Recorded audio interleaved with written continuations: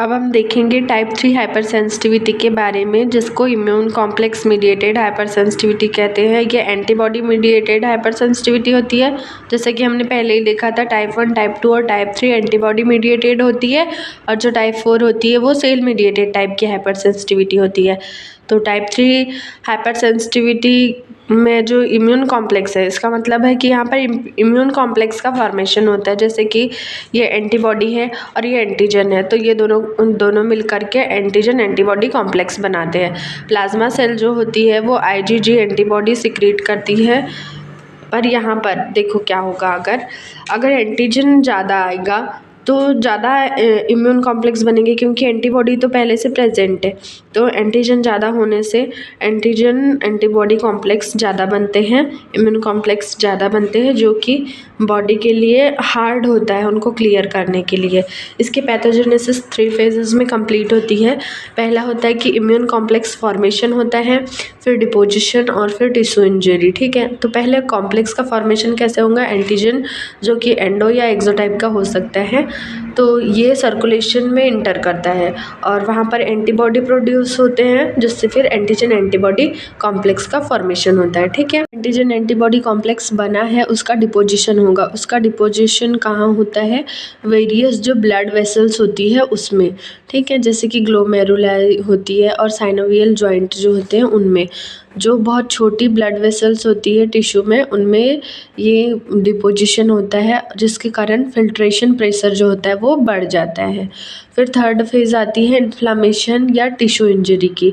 जैसे देखो अब क्या फॉर्मेशन हुआ, डिपोजिशन हुआ, तो डिपोजिशन जो हुआ एंटीजन एंटीबॉडी कॉम्प्लेक्स का, उसके बाद यहाँ पर इम्यून रिस्पॉन्स एक्टिवेट होता है। जैसे कि इम्यून रिस्पॉन्स कैसे एक्टिवेट होता है हमारी बॉडी में, जैसे जो न्यूट्रोफिल मैक्रोफेजेस सेल जो होती है और जो कॉम्प्लीमेंट सिस्टम होता है वो एक्टिवेट होता है।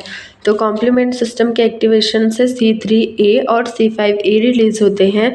जो C3a होता है वो हिस्टामिन के ग्रेन्यूल्स को मास्ट सेल से रिलीज़ कराता है।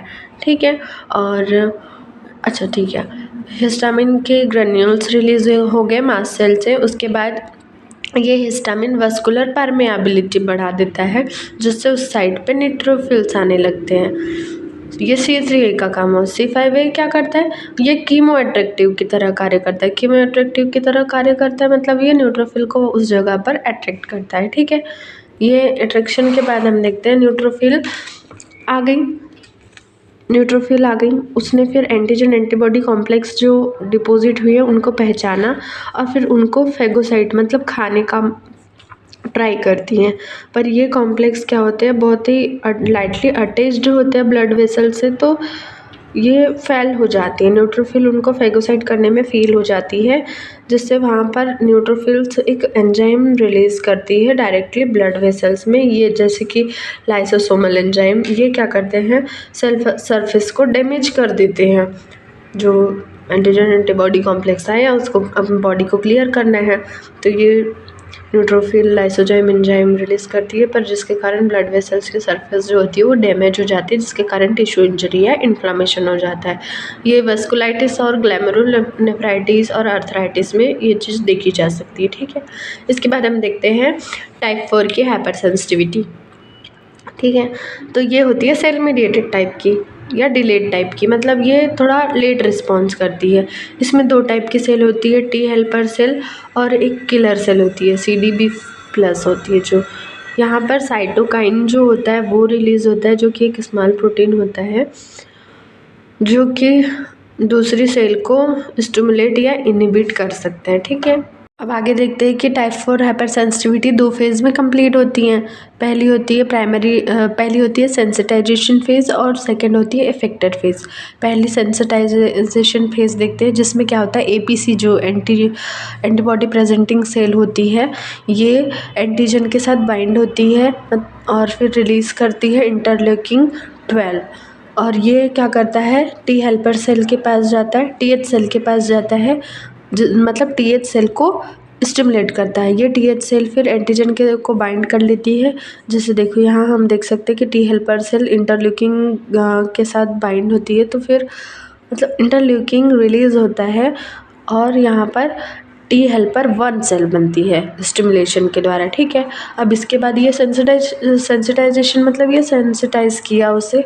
अब इसके बाद इफेक्टर फेज, तो ये सेकेंडरी डोज देखते हैं। जो टी हेल्पर 1 सेल जो इधर बनी है वो क्या करती है, यहाँ पर फिर इंटरल्यूकिन अलग हो जाता है और फिर ये जो सेल होती है वो रेस्टिंग फेज में चली जाती है और फिर यहाँ पर मैक्रोफेज जो होता है वो एक्टिवेट होता है, जिससे प्रो इन्फ्लामेटरी साइटोकाइनिन बनता है।